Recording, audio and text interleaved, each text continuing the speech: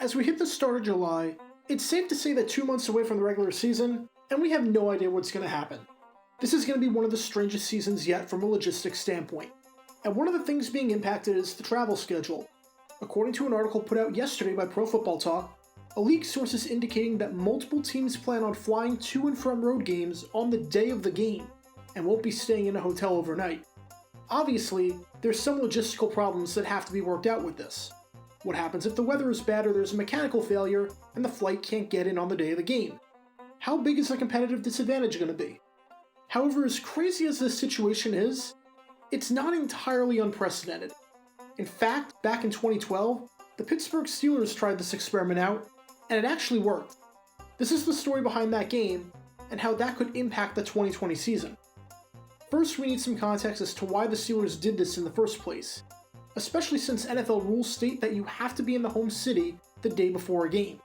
On November 4th, the Steelers were set to take on the defending champion New York Giants at MetLife Stadium. The plan was simple.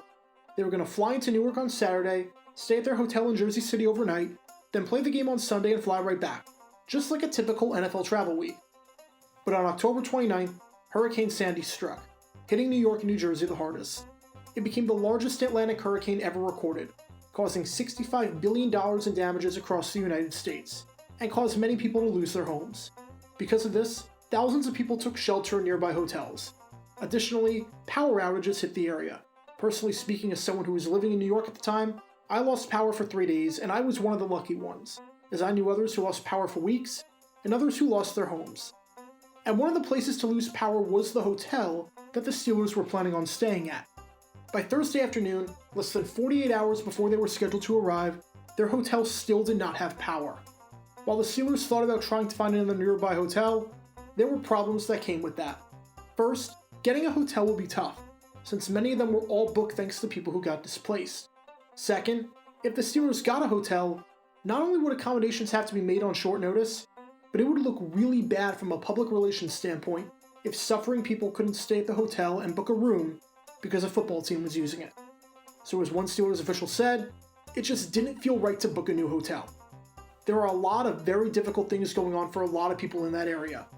Us having to fly in and out on the same day as a football game is no hardship in comparison. Because of this, Pittsburgh decided to switch up their strategy. They would fly out at 9 a.m. that Sunday, have a pregame meal nearby, get to MetLife Stadium for the 4:25 kickoff, then fly back out after the game. It was almost unprecedented. Linebacker James Harrison said, "I don't think I have traveled and played a game on the same day since high school." But in the end, this didn't impact the Steelers at all. They won the game 24-20. From an injury standpoint, Antonio Brown and Chris Rainey got hurt, but Brown was listed as questionable before the game, and Rainey would be back the following week, so it wasn't anything serious. Obviously, there's not much you can take away from a sample size of one game, but traveling on the same day of the game has happened before, and it ended up working out in this case. Of course, there are some major caveats to this. This game took place at 4:25, and the flight from Pittsburgh to Newark is roughly an hour.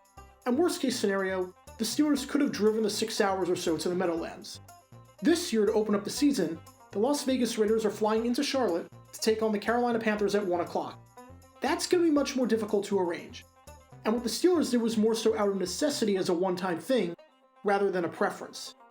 But even though this travel idea might be unprecedented on a larger scale, at least we know to some extent it can be done.